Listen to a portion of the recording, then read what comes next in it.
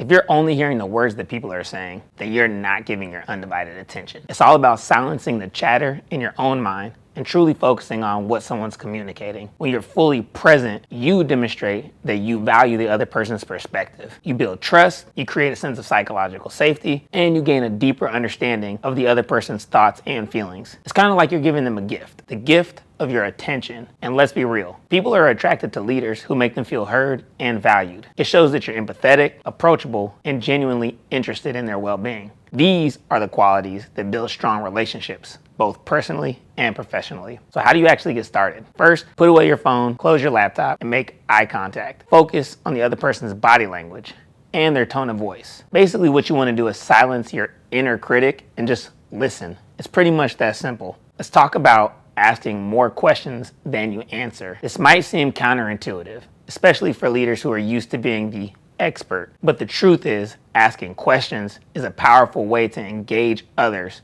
You also stimulate their thinking and you gain valuable insights. And you got to remember, numbers and data don't lie. Because when you ask questions, you also demonstrate that you're curious. You also show that you're open-minded and you're willing to learn from others. This gives you the opportunity to empower your team to think critically, also share their ideas, and take ownership of their actual work. Again, the best ideas often come from the people on the front line, not the corner office. By asking questions, you also tap into the collective wisdom of your team, and you create that culture of innovation. I used to think that as a leader, I had to have all the answers, but I quickly learned that asking the right question is far more powerful. It helps me understand my team's perspective. It helps me also identify potential problems and make better decisions. How do you get started? You always want to lead with questions like, what do you think? How would you approach this? Or what are your concerns? Focus on open-ended questions that encourage dialogue and collaboration. Next, we'll talk about reflective listening. Reflective listening, it's not just about repeating back what someone said. It's about understanding the emotions and the underlying messages behind the words. When you practice reflective listening, you also demonstrate that you're not just hearing the words, you're understanding the person.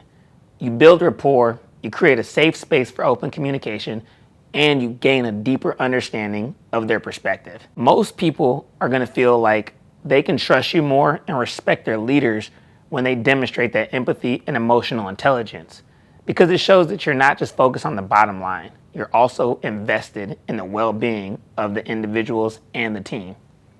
And you could do that by using phrases like, what I hear you saying is, or it sounds like you're feeling ... Basically, pay attention to things that the other person is doing, like their body language and their tone of voice, and then ask those clarifying questions. When we talk about things like reading between the lines, this is about understanding the nonverbal communication, the body language, the facial expressions, the tone of voice, and how it can impact the message that's actually being conveyed. When you learn to read between the lines, you gain a more complete understanding of the other person's message. You can identify potential concerns, understand their emotional state, and you can respond more effectively. And let's be real, people are a lot more likely to be honest and open when they feel understood and supported.